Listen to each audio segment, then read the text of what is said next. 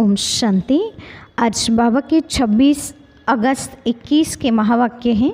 मुरली का टाइटल है मीठे बच्चे, तुम गारंटी करते हो कि हम अपने ही योग बल से इस भारत को स्वर्ग बनाएंगे। वहाँ एक धर्म एक राज्य होगा। प्रश्न है, माया के किस विघ्न से सेफ रहने वाले बहुत अच्छी कमाल कर सकते हैं? माया के किस विघ्न से सेफ रहने वाले बहुत अच्छी कमाल कर सकते हैं? उत्तर, माया का सबसे बड़ा विघ्न है देह अभिमान में लाकर एक दो के नाम रूप में फंसाना। जो बच्चे इस विघ्न से सेफ रहते हैं, माया के धोखे से बचे रहते हैं, वे बहुत कमाल कर दिखाते हैं। उनकी बुद्धि में सर्विस के नए नए ख्यालात चलते रहते हैं। सर्विस में उन्नति तब होगी जब देही अभिमानी होंगे। ओम शांति। बाप आए हैं रूहानी बच्चों को श्रीमत देने। यह तो बच्चे जानते हैं कि थोड़े समय के अंदर ड्रामा प्लेन अनुसार सारा कार्य होना है। हम रावणपुरी को विष्णुपुरी बनाते हैं। अब बाप भी गुप्त तो पढ़ाई भी गुप्त हैं। सेंटर्स तो बहुत हैं, छोटे बड़े गांव में सेंटर्स हैं और बच्चे भी बहुत हैं और भी दिन प्रतिदिन बढ़ते जाएंगे। लिटरेचर में भी लिखते हैं कि हम इस भारत भूमि को स्वर्ग बनाकर छोड़ेंगे। तुमको यह भारत भूमि बहुत प्यारी है क्योंकि तुम जानते हो कि यह भारत ही स्वर्ग था। उनको 5000 वर्ष हुए। भारत बहुत शानदार था। तुम ब्रह्मा मुख वंशावली बच्चों को ही यह नॉलेज है। इस भारत को श्रीमत पर स्वर्ग बनाना पड़े, सबको रास्ता बताना है और कोई खिटखिट की यहाँ बात नहीं है। आपस में बैठ राय करनी चाहिए कि इन चित्रों द्वारा ऐसी क्या एडवर्टाइज करें जो अखबार में भी यह चित्र डालें। आपस में इस पर सेमिनार करना चाहिए। जैसे उस गवर्नमेंट के लोग आपस में मिलते हैं, राय करते हैं, तो भारत को हम कैसे सुधारें। यह जो इतने मतभेद हो गए हैं, उनको आपस में मिलकर ठीक करें और भारत में सुख शांति कैसे स्थापन हो। ऐसे तुम भी रूहानी पांडव गवर्नमेंट हो। यह बड़ी ईश्वरीय गवर्नमेंट है। पतित पावन बाप ही पतित बच्चों को पावन बनाकर पावन दुनिया का मालिक बनाते हैं। यह राज तुम बच्चे जानते हो। मुख्य है ही भारत का आदि सनातन देवी देवता धर्म। यह है रुद्र ज्ञान यज्ञ। रुद्र कहा जाता है शिव बाबा को। अब तुमको बाप ने आकर जगाया है, तुमको फिर औरों को जगाना है। ड्रामा प्लान अनुसार तुम जगाते रहते हो। अब तक जिसने जैसा जैसा पुरुषार्थ किया है, उतना ही कल्प पहले भी किया था। तुम्हारी रूहानी युद्ध है। कभी माया का जोर हो जाता है तो कभी ईश्वर का। कभी कभी तो सर्विस अच्छी तेज़ी से चलती है। कभी कोई बच्चों में माया की विघ्न पड़ जाते हैं। माया एकदम बेहोश कर देती है। लड़ाई का मैदान तो है ना। माया राम की संतान को बेहोश कर देती है। लव कुश की कहानी भी है ना। राम के 2 बच्चे दिखाए हैं। यहाँ तो बाबा के ढेर बच्चे हैं। इस समय सब मनुष्य कुंभकर्ण की नींद में सोए हुए हैं। वे यह भी नहीं जानते कि परमपिता परमात्मा आया है बच्चों को वर्षा देने। बाप भारत में ही आते हैं। यह बात बिल्कुल ही भूल गए हैं। भारतवासी ही स्वर्ग के मालिक थे, इसमें कोई शक नहीं। परमपिता परमात्मा का जन्म भी यहाँ होता है। तब तो शिव जयंती भारत में मनाते हैं, तो ज़रूर उसने कुछ आकर किया होगा। बुद्धि कहती है कि ज़रूर बाप ने आकर स्वर्ग की स्थापना की होगी। प्रेरणा से थोड़ी ही स्थापना करेंगे। यहाँ तो तुम बच्चों को राजयोग सिखाया जाता है, याद की यात्रा सिखाई जाती है। प्रेरणा में कोई आवाज़ नहीं होता। समझते हैं शंकर प्रेरणा से विनाश करता, परंतु उसमें प्रेरणा की बात नहीं है।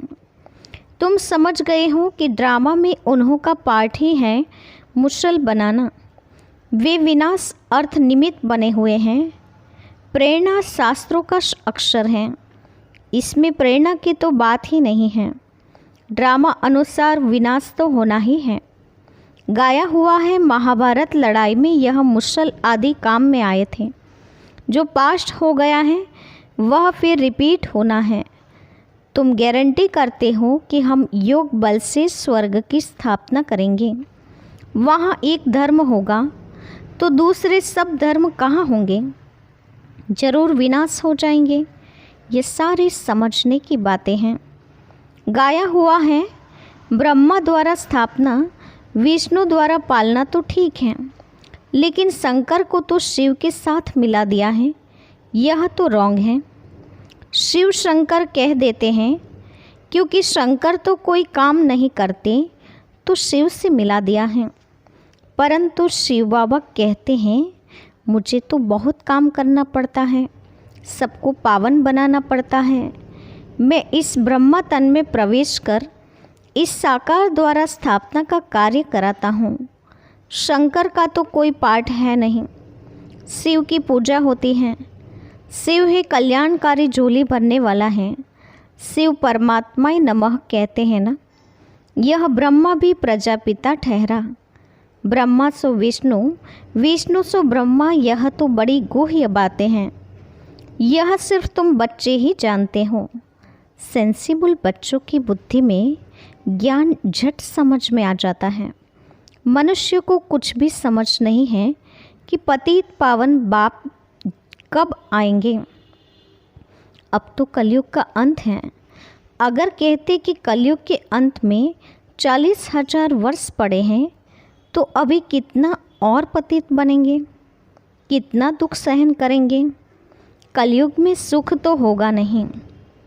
कुछ भी न जानने के कारण बेचारे घोर अंधियारे में पड़े हैं। तुम बच्चों को आपस में मिलकर राय करनी चाहिए कि कैसे सर्विस को बढ़ाएं।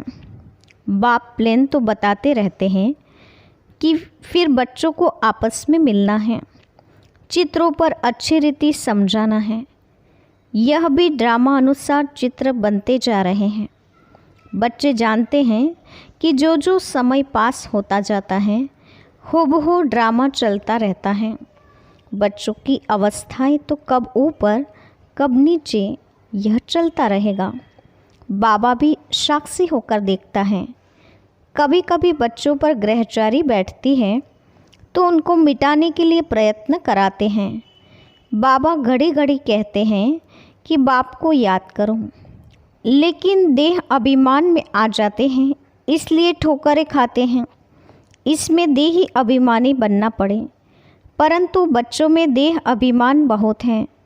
तुम देही अभिमानी बनो तो बाप की याद में रहें, फिर सर्विस की उन्नति भी होती रहेगी। जिनको उच्च पद पाना है वह सदैव सर्विस में लगे रहेंगे। तकदीर में अगर नहीं तो तदबीर भी नहीं करेंगे।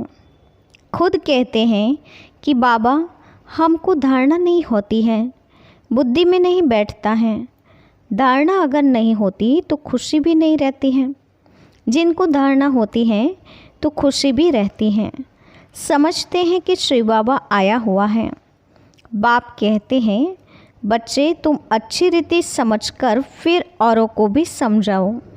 कोई तो सर्विस में लग जाते हैं, पुरुषार्थ करते रहते हैं। तुम बच्चे जानते हो कि जो जो सेकंड बीतता है वह ड्रामा में नोंद है, फिर ऐसे ही रिपीट होता है। बच्चों को ही समझाया जाता है कि बाहर भाषण करते समय तो अनेक प्रकार के मनुष्य आते हैं।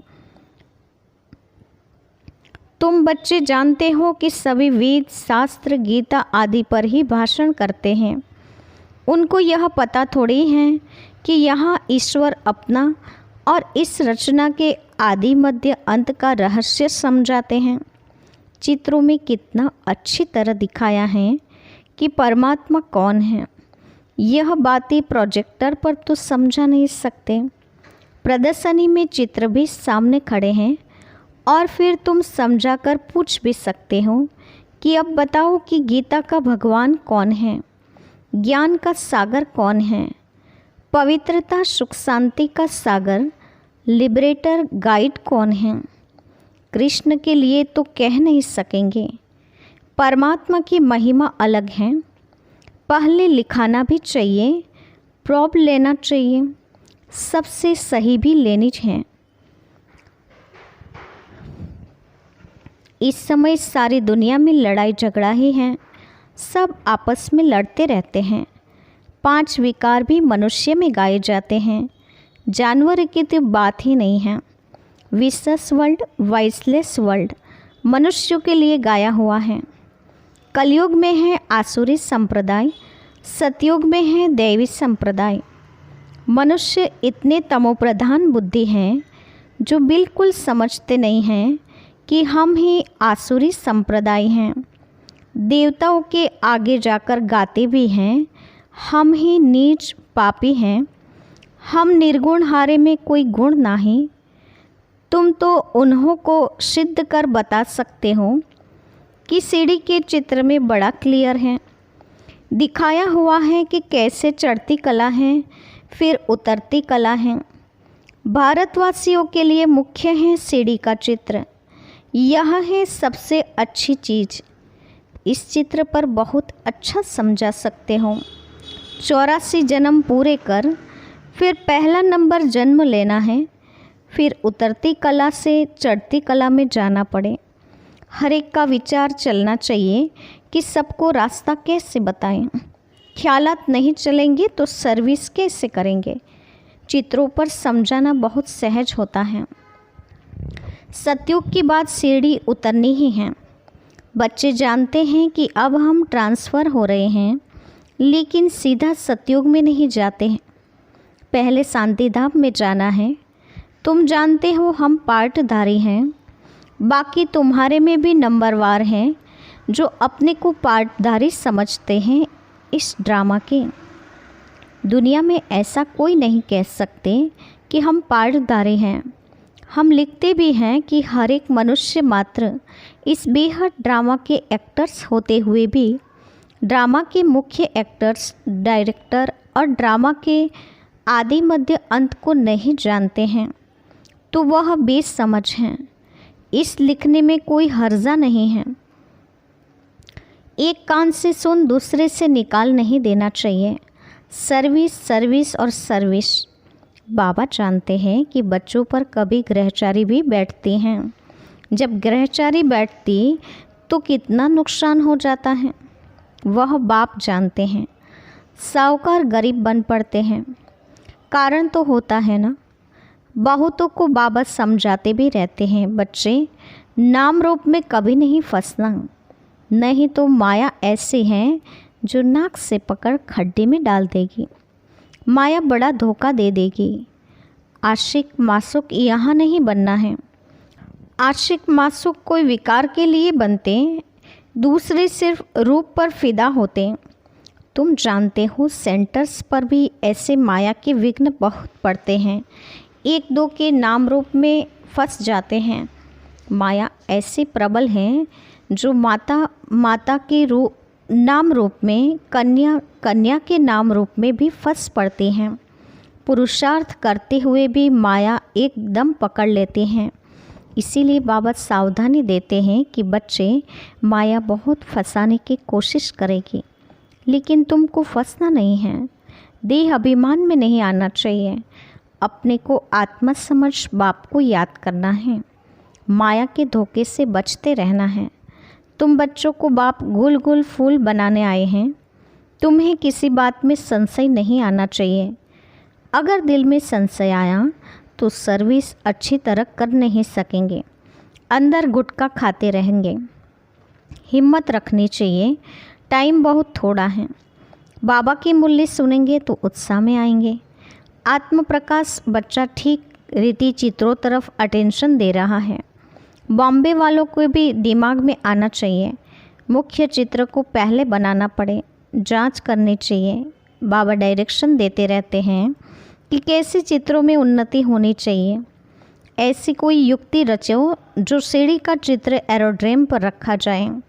यह चित्र देखकर सब खुश होंगे, आखिर समझेंगे कि इनको मत देने वाला कौन है। तो बच्चों को बहुत नशा चढ़ना चाहिए। अच्छा, मीठे मीठे सिक्के दे बच्चों के प्रति माता पिता बाप दादा को याद प्यार और गुड मॉर्निंग। रूहानी बाप की रूहानी बच्चों को नमस्ते। हम रूहानी बच्चों की रूहानी माता पिता बाप दादा को याद प्यार और नमस्ते। पूरी मूल्य का धारणा युक्त मुख्य सार। पहले पॉइंट, तुम बच्चे लड़ाई के मैदान में हो। माया रावण से तुम्हारी युद्ध है। माया बहुत विघ्न डालती है। बच्चों को बहुत सावधान रहना चाहिए। दूसरी पॉइंट, हर एक को अपनी उन्नति के लिए विचार करना है। चित्रों पर कैसे समझाएं, सर्विस को कैसे बढ़ाएं, चित्रों में ऐसा क्या डालें जो मनुष्य सहज समझ जाए। आज का वरदान है, अपने शिक्षा स्वरूप द्वारा शिक्षा देने वाले शिक्षा संपन्न योग्य शिक्षक भव।